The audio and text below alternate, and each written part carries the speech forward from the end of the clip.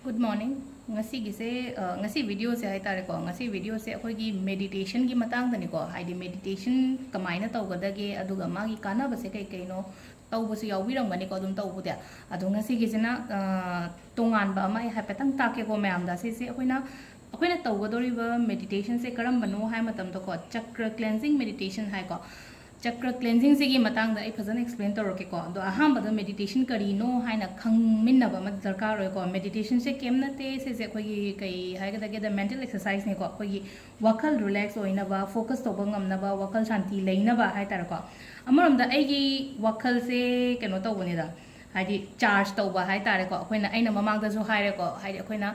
युमदगी थबक चलमदाइदा अखोइना mobile charge तौवे आइगी airport charge तौवे घड़ी charge तौवे गानी smart watch कुंबसिन घड़ी चार्ज तौनी आइगी एयरपोर्ट चार्ज तौवनी अदगी आइगी मोबाइल पूरा बैटरी फुल होरगा ओ आइदो होरेन फाव आई मपान लेदोनीना अदुना सुगुम इलेक्ट्रॉनिक्स आइटम मैम सिदी charge तौबा यारगा कैदोबगी अखोइना वखल आइगी कैनोसे आइगी माइंड से कैदोबगी चार्ज तौबा यारोइदोइनोको अदुना सिजे चार्ज तौबगी मौंगनेको हाइसे हाइदि अखोइना मेडिटेशन तौरगा अयुक्सिदा हाइदि पूरा फुल्ली हाइदि पॉजिटिव एनर्जी गा लोइना युमदगी थोकपा हाइतारे अदु मागी कानाबसिना कई कईनो हाइ मतमदको अहामददी हाइदि हजिक मतम से स्ट्रेस ति लोइना लेबा ngaतनी हाइदि द फैमिली प्रॉब्लम्स कुंबा लेबा कोबा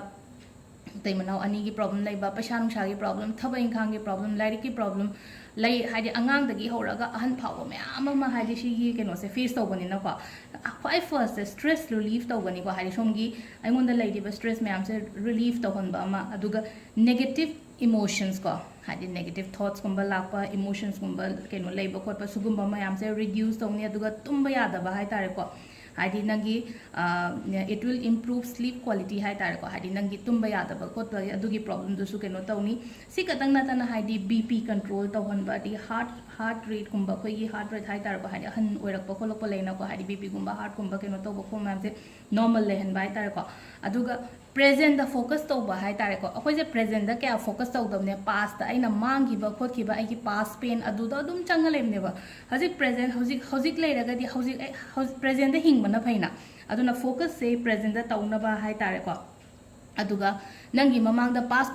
पास पेन गुंबा लेग्रगसु अदुदगी याम लाइन थोलोपा ngमनिको हाइदि स्ट्रेसफुल सिचुएशंस गुंबा लेरमे खोलमेना खलसको अदुदगी यामना लाइन थोलोपा ngमगनी मेडिटेट तौबा फजना हैरगदिको अदु ngasi गिसे अइना चक्र मेडिटेशन हाइबसे कई कईनो हाइबदा पे यिंगमिनारसको मैम तो अहमबदा चक्र हाइरगा करी हाइना खनगे वाखनदा हाइपेतंग केनो तौबिब्रा हाना ताबिद्रगदिको चक्र हाइरगदी अखोइना चक्र से व्हील है चक्का से चक्का से अखोई मियोबदा सुगी चक्र से हाइदे तरेले आगाम ओइरिङैदा कईगुंबा अखोइना शक्तिमानगुंबा येंकानसिदा मनिंगदा हाइदि मागी आई हाइपेदि फोन अमदा शो तौरकेको सी येंको खितंग जूम तौरगे हाइदि अखोइना आगाम ओइदा शक्तिमानगुंबा येंकान सुमाइना हाइदि मागी मनिंगदा हाइदि कैन साइदना फमगा सिसे उत्पने यामना सिसे को 1 2 3 4 5 6 7 को 7 चक्रस लेको अखोगी इशा मनुंग से को अदो लेबसिना कदाई द लेगे हम तम दा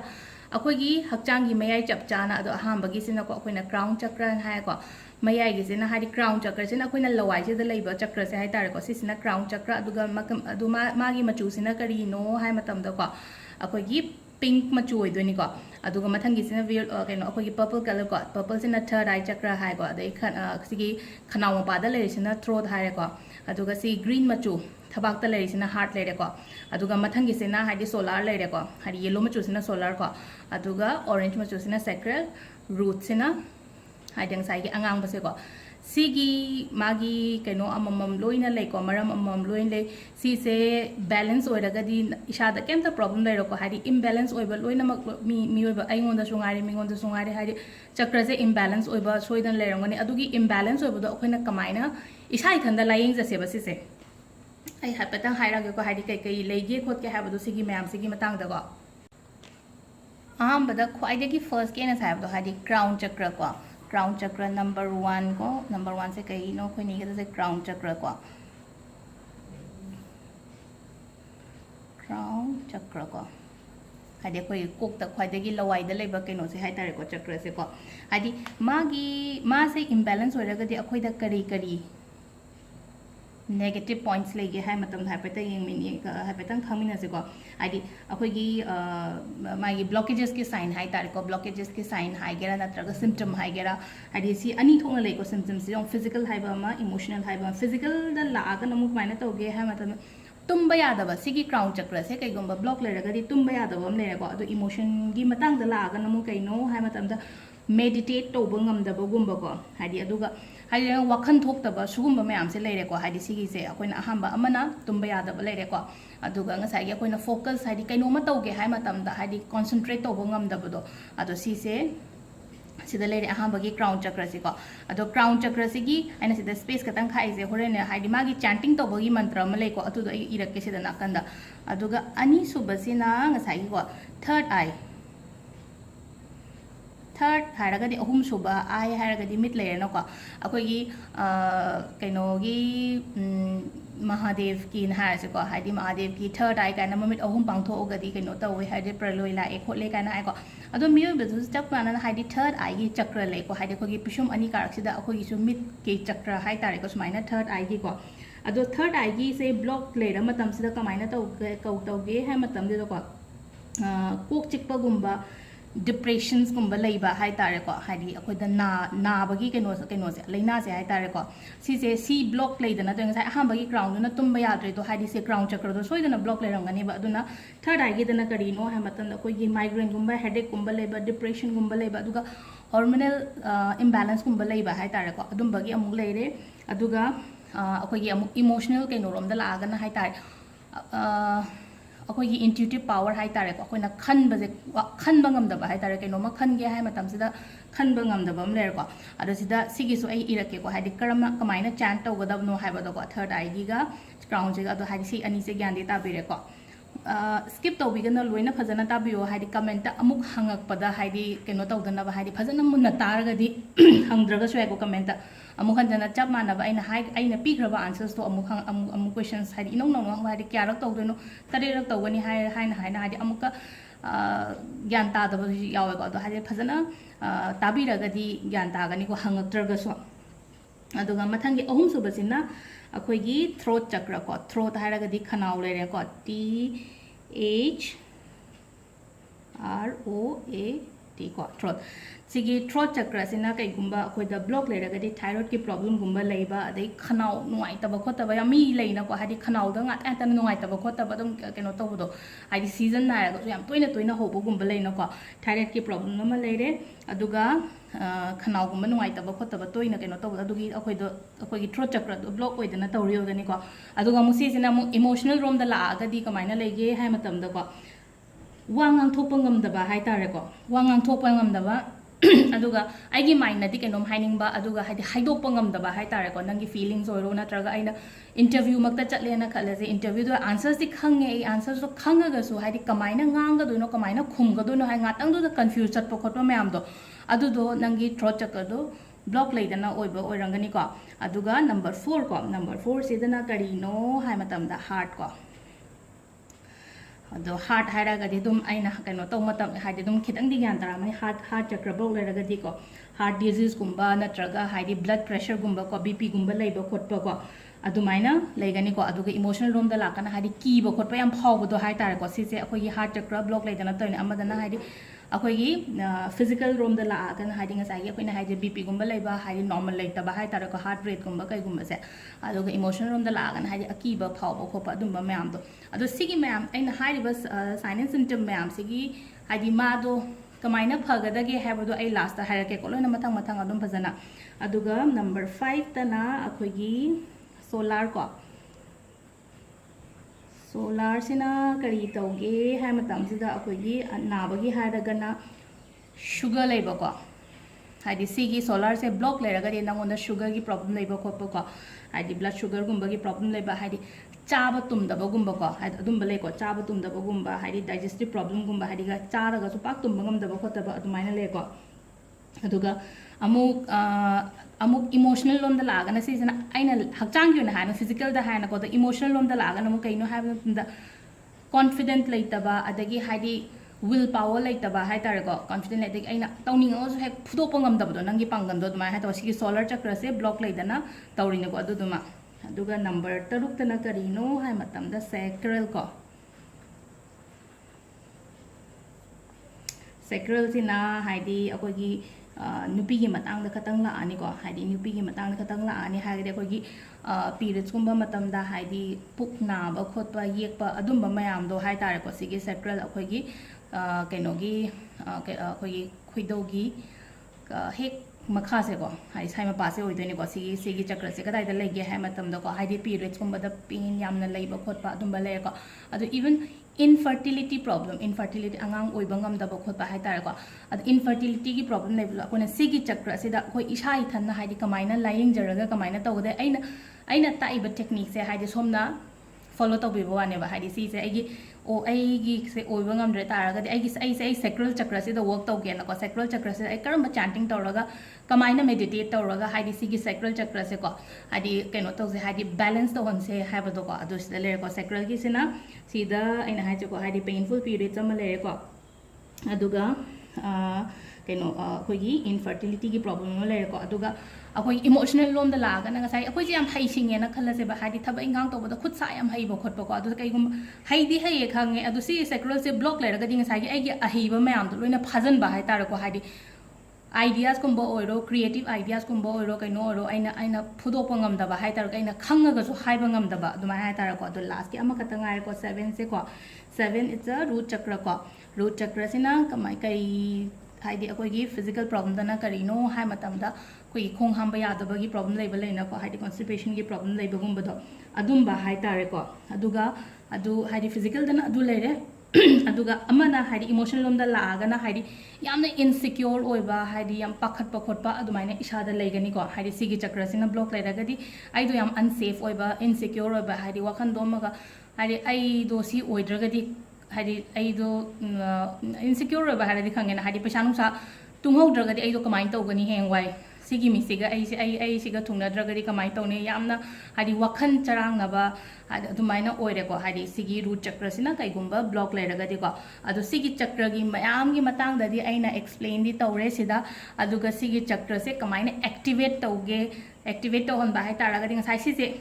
akhoi lai loimak yauragadi leine ba khoi hakchang manung sida adu activate to ba mai darka oina ko haidi mobile de sim hape sim do activate tawra kan da chattoina ko adu si se akoina mathau taw hon ba gi chakra se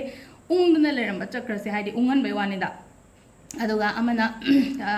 ngasai gi hoi activate to bom lere haidi imbalance oi bodo haidi na hangai khara ma active oiraga khara ma oidaba yarongani ko haidi kemta atai gi problem letraga ngasai gi haidi heart kumba gi problem lete solar kumba letre sacral kumba letre kemta aduga amani ngasai gi tumba yadabani khangde meditate to bangam dabani khangde adumba mayam to hai tar ko adu sigi imbalance leiba mayam se haidi balance kamaina tawgadage kamaina chanting tawgadage haiba mayam do harake ko haidi chanting to basida ngasai gi magi अखोगी मंत्रगा मुद्रा हाइबगा लेको मुद्रा सिना कइनो हाइमदा खुद से कमाइना थमगदगे को अदो अखोइना meditate तव मतम सिदा meditate तव मतम सिदा हाइदि फम्मगा ख्वांग स्ट्रेट लेरगा को हाइदि बैक स्ट्रेट लेरगा हाइदि शोरु साना दोइने नको अदुगी दे अमा लेजरन तो हाइदि खोगी मुद्रा हाइरगदि ai खुद से सुमाइना थमगद्रा नत्रगा सुमाइना थमगद्रा अदुम मयाम दु तालके को हाइदि ngasai सिगी चक्र सिगी मतुंगिना हाइदि अखोगी मुद्रा सो खेनै अदुगा मागी मंत्र सो खेनै को मंत्र से अकोइना सोनगदमने सोनबजे कमाइना हाइदि 21 टाइम्स को अइना अदुम हाइ मतमने अब 21 नंबर से अफब नंबर ने को अदुना मंत्र मयाम से 21 टाइम्स कुंबा सोनबे याय को अदु ngasai gi high river problem mayam do lai haragadi adugi particular chakra dugi oina haidi adugi mantra do lokhalaga sonbe natragadi ai loina ma phahan ge haragadi ko haidi 21 times ngare crown chakra sida 21 ama laire ko third eye sida 21 ama laire throat sida 21 ama laire adagi heart ta 21 ama solar ta 21 ama sacral ta 21 ama root ta 21 times loina ma sonbira su kai su kai te ko loina ma sonba ngamagadi yam phare haidi som gi life ta blockages kam ta laire ko adum loina phana chatkani ko अदो करम मंत्र no दो आई हाइपे issue इरागे आई ताक सुताग लागे अहमदा crown दगी होमिनरसी को अदो crown चक्र गी अखोगी कइनो हाइ तारे को कइनो से मचू हाइ तारे को मचू से क्राउन चक्र गी अखोगी मचू से कइनो ओइदोने वायलेट ओइदोने को अदो सिदा अहमदा करम दगी होरसे क्राउन दगी होरसे को क्राउन दा अखोइना सोनगदौरिबा मंत्र से को आई सिदा ANG हाइना इरेको सिसे अखोइना अंग हाइना सोनगनी को अंग से अमुक्तंग हाइदि अइना यामना लाइट ओइना हाइ को खतंग सांगना सोनगदमने अखोइना चांटिंग गुम्बा तौरगदि खुद की मुद्रा सिना कमाइना लेगदगे हामदे खुद से लोइना तासन बिरना को ओनली खुनाउ बि अनि सिदंग को हाइदि खुनाउ बि अनि सिदंग स्माइना टच तौरग अतै सिदि लोइना लोइना तासन गना को खुनाउ बि सिदंग टच तौरग हाइदि सोनगदौरिबा मंत्र सिना कमाइना सोनगदबनो हाइ मतमदा को हाइदि अंग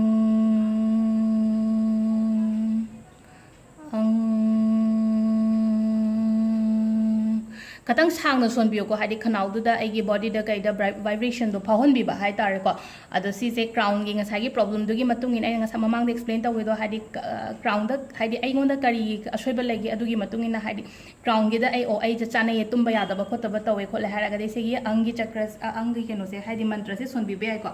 अदो मथंगी दा को मथंगी दा ना थर्ड आइगी दा ना ओम को ओम सिना ngसाइ अमना खुनाउ बि तौगिन ना को अमना खुदोंबि हाइ तारे सिजे स्माइना को खुदोंबि से ओइना स्माइना खुदोंबि अनि से टच तौरगा सोनगदबा मोंग सेना कमाइना सोनगदम ओम दि हाइरेबा ओम माइना हाइरगा दाइ सोनबदि यादा हाइदि अखोइना मेडिटेट तौरगा दि खतंग सांगना हाइदि ngसाइ साउंड दो हाइदि वाइब्रेशन दो फील दो हलोगा खनाउ दो ओइरो बॉडी दो ओइरो को हाइदि मनुंगदगी थोलक हाइ तारे को अदो सिजे अखोइना साइन तौरगा कमाइना तौबा यागदगे हाइ मतम सिदा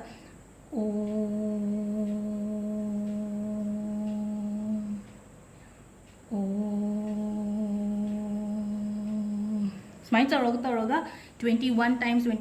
दाइ सोनबिबे को ngसाइ थ्रोट की मतंग सिदना को हाइदि सिदना कै हाइगदगे हम HAM सिदा ham एना सो अखोइना प्रोनाउंस तौबा सिदादि अखोइना सोनगदबगी मागी कैनो सिना कमाइ तौगदबनो हाइ मतंदा हम माइना सोनगदब को हम सिसु चप मानना अदुगा सिगिसिना अखोइना कमाइना तौगदगे हाइ मतंदा फिंगर से हाइदि फिंगर से लॉक तौबिबा हाइ तरक सुमाइना फिंगर से लॉक तौरगा अखोइगी थम अनि से केनो तौरगा थम बमा पासिना हाइदि खुद से अखोइगी अखोइना खोंगाइ चलगा फम मतमदा अखोइगी फाइगन तुम थम्बिबे को सिगी मुद्रा म्याम से हाइ तारेको अदु सिदना अमु कमाइना अखोइना सोनगदगे हाइ कांदा नंग साइ हम दो खतंग को हाइदि हम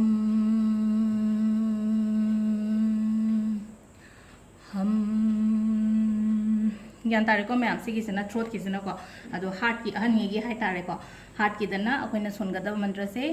YAM को YAM दी कई हाइगदगे हा मतमदा यम हाइना सोनगदबनी को अदो सिगी नमु खुद से याम चम्मे हाइरगदि को सिसे एंबेगो सुमाइना खुद से खुगी खुदुम बिगा खुबिगा से सिगी मुद्रा सिदा को दुम चमना सिदा सुमाइना तौरगा खुगी कैनो से को यम हाइना इरिजेना को हाइदि सुमाइ तो सोनबिबे को यम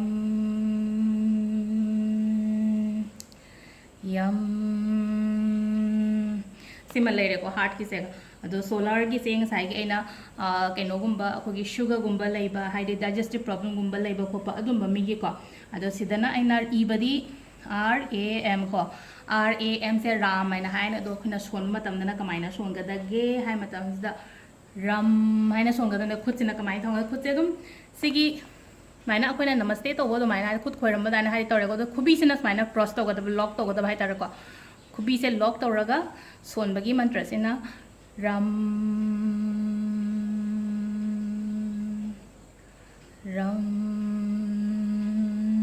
से लेरको अनि खतंगारे अखोइगी कैनोगा सैक्रल गा रूट खतंगारे को सैक्रल दना VAM से अखोइना हाइदि प्रोनाउंस हो मतमदना वम हाइना सोनगदमने दो ngसाigi अहामदुना आइना फिंगर दो लॉक तौइना साइ तौगा हंदा किसिना हाइदि फिंगर लॉक तौइ मतकता खुद ओइगी मतकता खुद ये से थंबिरागा सुमाइना खुबी से को खुबी से टच तौरगा सोनगदौरी मंत्र से ngasi ngasi VAM से को वम ख्वाइगी अरोइबा रूट से दंगारे को रूट से एना सिदा इरे को हाइदि LAM आइना को LAM हाइदि LAM से अखोइना लम हाइना सोनगदमने को अदो खुद की मुद्रा सिना ngasa अखोइना हार्ट की द सुमाइना खुबीगा कैनोगा टच तौबो दुमाइना को हाइदि सिगी सुमाइना खुद से सुमाइ थंबिरागा आइगी खु अनि दुगी मथकता हाइदि कितंग सपोर्ट लौरगा थंबियो को हाइदि खुद से सुमाइना थांगतपदि यारोइदबनिना अद हाइदि कितंग ngasa अखोइना फाइगन द कैदा थंबेना को अतै सुमाइ सुमाइ तौबो ngैदुना अदुगा सिसिना कोई खु मथकता थंबिरागा सिसे कमाइ सोनगदगे हाइ मतमदा को लम